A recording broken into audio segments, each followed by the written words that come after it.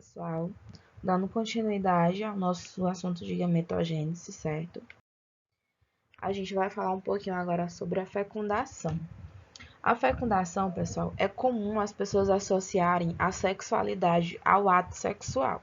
Só que são duas coisas diferentes.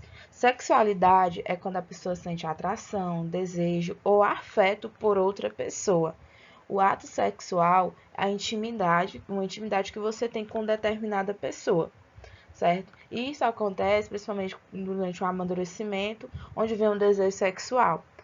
E também com isso vem as possibilidades de gravidez e de transmissões de DST, são doenças sexualmente transmitíveis, e as IST, infecções que são transmitidas. Por isso, tem-se a necessidade da gente entender um pouquinho sobre o assunto e trabalhar ele também com bastante cautela. Então, aqui é o seguinte, os testículos, eles produzem milhões de espermatozoides, que são depositados no interior da vagina, que a partir desse momento eles vão nadar até a cavidade da uterina, chamado trompas de Falópio. Quando eles chegam na trompa de Falópio, o óvulo e o espermatozoide eles vão se encontrar. Quando eles se encontram, ocorre o processo de fecundação. A fecundação nada mais é do que a fusão de um espermatozoide com o óvulo. Isso ocorre quando o espermatozoide ele ultrapassa a capa protetora do óvulo, certo? E ele vai perder a cauda dele e os núcleos de ambos se fundem. Tanto os núcleos do óvulo como do espermatozoide vão se fundir e formar um só. Então, após a fecundação, tem a fusão dos dois núcleos que vão originar uma célula. Ela pode ser um ovo ou um zigoto. Depois disso, depois de uns 3 a 4 dias, eles vão se dividir em várias vezes, ou seja, vai ocorrer o processo de divisão celular e vão formar uma coisa chamada mórula. Essa mórula, pessoal, ela chega ao útero e vai continuar a crescer e se desenvolver até ela se alojar em um endométrio, certo? Quando ocorre a nitidação, que é um processo que ocorre lá no endométrio, esse óvulo ele passa a ser um embrião, ele deixa de ser óvulo ou zigoto e passa a ser um embrião. No processo de gestação, na placenta, aqui como vocês podem olhar aqui, ó, desenvolve-se no endométrio e liga a mãe ao embrião. Por que desenvolve-se no endométrio e liga a mãe ao embrião? Através do cordão umbilical. Esse cordão umbilical, a função dele é ligar o embrião à placenta e transportar os nutrientes e os produtos de excreção. Por quê? Porque o embrião, ele não tem como se alimentar, ele não tem aquela coordenação motora de se alimentar sozinho. Então, a mãe se alimenta, ela se nutre, e a partir do cordão umbilical é que esses nutrientes,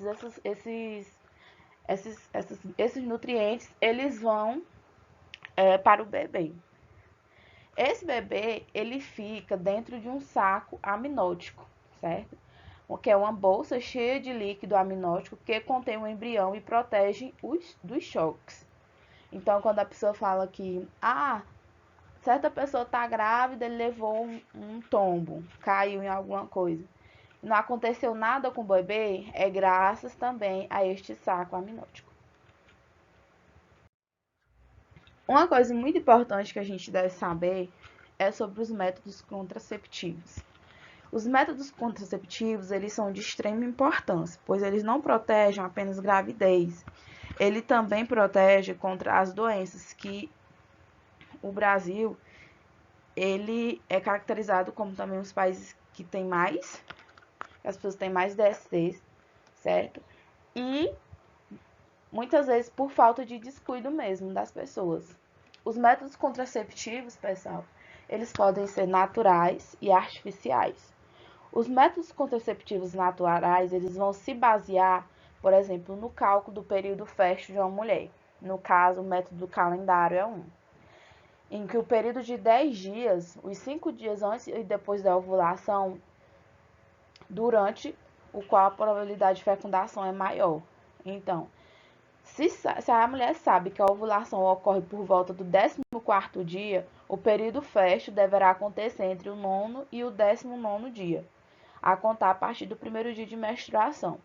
Esse é um método utilizado por várias mulheres, no entanto, não é um método muito seguro, porque a gente sabe que o processo hormonal de cada pessoa é diferente, certo? Então, os hormônios, a quantidade de hormônio que cada pessoa tem é diferente, o modo como o corpo se comporta é diferente, o metabolismo de cada pessoa é diferente, entendeu? Então, isso daí, o método do calendário, ele vai muito por questão de metabolismo, de hormônio, e cada pessoa tem um diferente. Outro método é o método da temperatura, em que a mulher ela deve medir a temperatura diariamente, certo? E alguns dias antes da ovulação. Há uma descida ligeira de temperatura do corpo, indicando o início do período fértil, que existe até um filme em que a mulher ela opta por esse teste de método de temperatura. Em algumas novelas também, em que quando a temperatura ela desce, é indicando o início de período fértil em que ela pode engravidar. Esses métodos eles são muito falíveis, como foi falado. As alterações indicam um período fértil são poucos evidentes e acontece frequentemente alteração no ciclo menstrual, ou seja, cada pessoa tem um metabolismo diferente.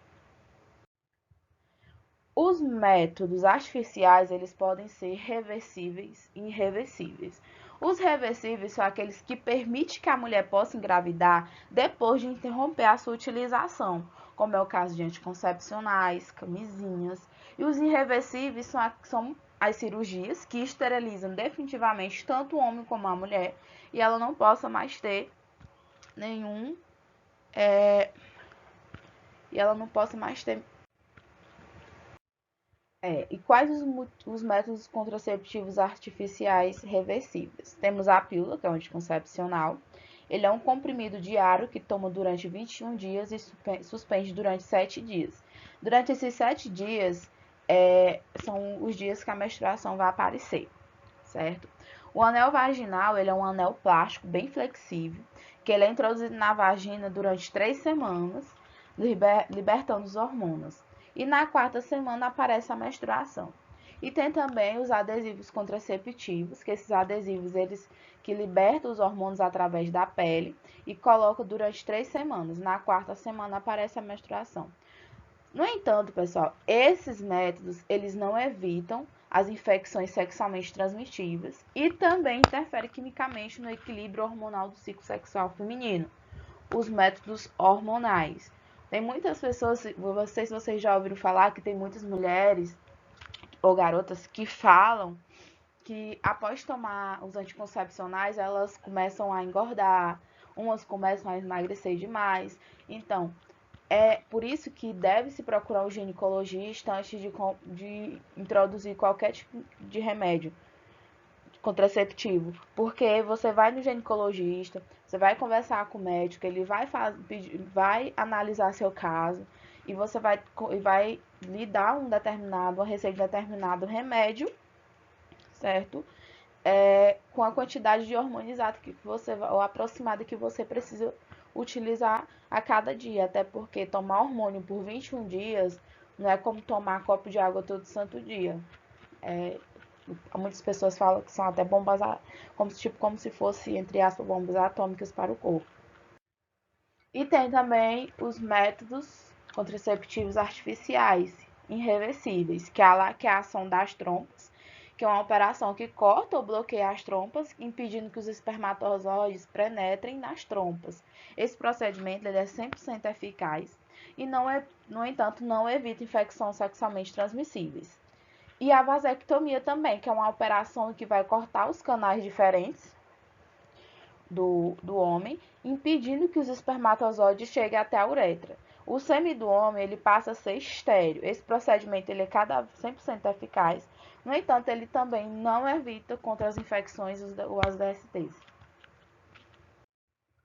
Aqui eu trouxe para vocês alguns micro-organismos que rodeiam e podem causar infecções ou DSTs. Algumas dessas infecções elas transmitem preferencialmente pelo contato sexual, que são as infecções sexualmente transmissíveis. Aqui a gente tem a Neisseria gonorrhoeae, que é uma bactéria que ela causa a gonorreia.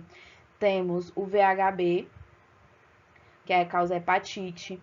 Tem a Trepona paládio, que causa a sífilis, a V1, a VIH, que causa a sida. Temos também a herpes simples e a herpes genital, que é um vírus que é um dos mais comuns entre as pessoas. Portanto, pessoal, os métodos contraceptivos, eles podem ser naturais e artificiais. Os naturais podem ser pelo muco, temperatura ou calendário. E os artificiais podem ser reversíveis e reversíveis, sendo os reversíveis os hormonais e barreira, método de barreira. No entanto, tem que também os preservativos e o DIU. E os irreversíveis é a alocação das trompas e a vasectomia. Esse é mais um mapa conceitualzinho para vocês entenderem basicamente o que foi a nossa aula, certo? E até a próxima aula.